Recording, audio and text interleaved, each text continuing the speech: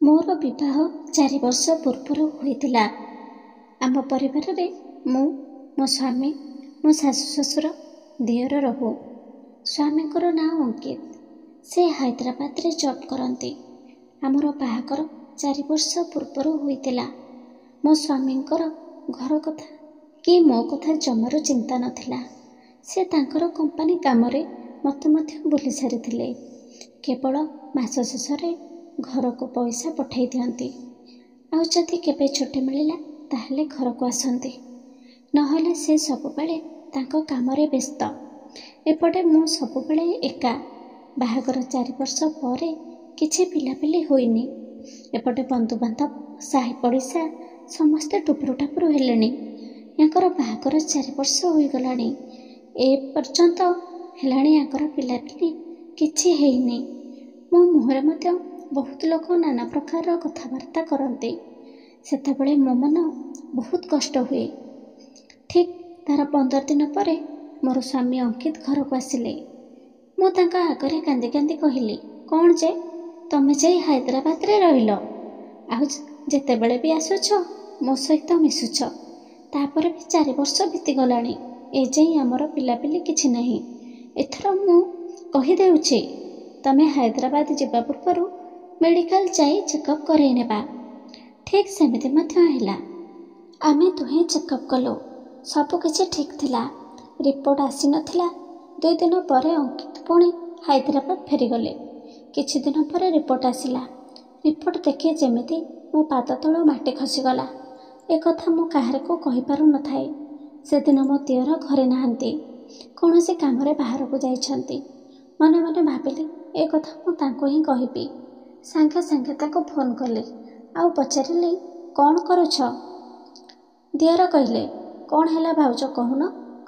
ମୁଁ ସାଙ୍ଗେ ସାଙ୍ଗେ କହିଲି, ତମେ ଯଦି କିଛି ଖରାପ ନ ଭାବିବ ତାହେଲେ ଗୋଟାଏ କଥା କହିଥାନ୍ତି। ଦିଅର କହିଲେ, ଆରେ କହୁନ ଭାଉଜ, ଏଥିରେ ଖରାପ ଭାବିବାର କ'ଣ ଅଛି? ତାପରେ ମୁଁ କହିଲି, ତମେ ତ ଜାଣିଛ ଆମର ପିଲାପିଲି ହେଉନି। କେତେ ଲୋକ କେତେ କଥା କହୁଛନ୍ତି, ନାନା ଅପବାଦ ସହିବାକୁ ପଡ଼ୁଛି। ମୁଁ ତମ ଭାଇଙ୍କୁ ହସ୍ପିଟାଲ ନେଇକି ଯାଇଥିଲି। ଟେଷ୍ଟ ମଧ୍ୟ ହେଲା। ରିପୋର୍ଟ ଦେଖି ଡକ୍ଟର ମୋତେ କହିଲେ, ତମ ଭାଇ କେବେ ହେଲେ ବାପା ହୋଇପାରିବେନି। ତାଙ୍କର ଓଜସ୍ପରମିଆ ଅଛି।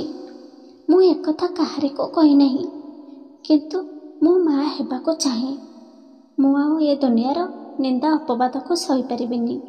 ଏସବୁ ଶୁଣିବା ପରେ ମୋ ଦିଅର କହିଲେ, ଠିକ୍ କଥା କହୁଛ ଯେ ଭାଉଜ, ମୁଁ କ'ଣ କରିବି? ମୁଁ ସାଙ୍ଗେ ସାଙ୍ଗେ ମୋ ଦିଅରଙ୍କୁ କହିଲି, ତମେ ଯଦି ଚାହିଁବ ମୁଁ ମା' ହୋଇପାରିବି। ମୋ ଦିଅର କହିଲେ, ମୁଁ ଚାହିଁଲେ କେମିତି? ତମେ କ'ଣ କହିବାକୁ ଚାହୁଁଛ ଖୋଲିକରି କୁହ। ମୁଁ କହିଲି, ଏକଥା କେବଳ ଆମ 2 ଜଣଙ୍କ ଭିତରେ ରହିବ। ଯେମିତିକି ତମ ଭାଇ ମଧ୍ୟ କିଛି ଜାଣିବେନି। ଆମେ 2 ଜଣ ମିଶିକି ଗୋଟିଏ ଛୁଆ କରିବା। ପ୍ଲିଜ୍ ମୋ କଥାରେ ରାଜି ହୋଇଯାଅ, ମନା କରନି। ତାପରେ ମୋ ଦିଅର କହିଲେ, ହଉ ଭାଉଜ, ତମ କଥାରେ ମୁଁ ରାଜି। ହେଲେ ଘରେ ବାପା ବୋଉ ଅଛନ୍ତି, ମୁଁ ତମ ପାଖକୁ କେମିତି ଯାଇପାରିବି? ମୁଁ କହିଲି, ତମେ ଜମା ଚିନ୍ତା କରନି। ମୁଁ ଗୋଟେ ପ୍ଲାନ୍ କରିକି ବାପା ବୋଉଙ୍କୁ ରିଲେଟିଭ୍ଙ୍କ ଘରକୁ ପଠାଇଦେବି। ତା ପରଦିନ ଠିକ୍ ସେମିତି ହେଲା। ବାପା ବୋଉ ଘରେ ନଥିଲେ। ମୋ ଦିଅର ଆଉ ମୁଁ ସେଦିନ ଏକା ଘରେ ଥିଲୁ। ମୋ ଦିଅର ସେଦିନ ମୋ ପାଇଁ ବିରିୟାନୀ ନେଇ ଆସିଥିଲେ। ଆମେ ଦୁହେଁ ସାଙ୍ଗ ହୋଇ ଖାଇଲୁ। ମୁଁ ସେଦିନ ଖାଇସାରି ଗୋଟିଏ ଢିଲା ସ୍ଲାକ୍ସ ନାଇଟ୍ ପିନ୍ଧିଦେଲି। ମୋ ଦିଅର ସର୍ଟସରେ ଥିଲେ। ଦିଅର ଖାଇସାରି ବେଡ୍ ଉପରକୁ ଗଲେ। ଦିଅର ମୋତେ ଦେଖି ଟିକେ ମୁର୍କେଇ ମୁର୍କେଇ ହସୁଥାନ୍ତି।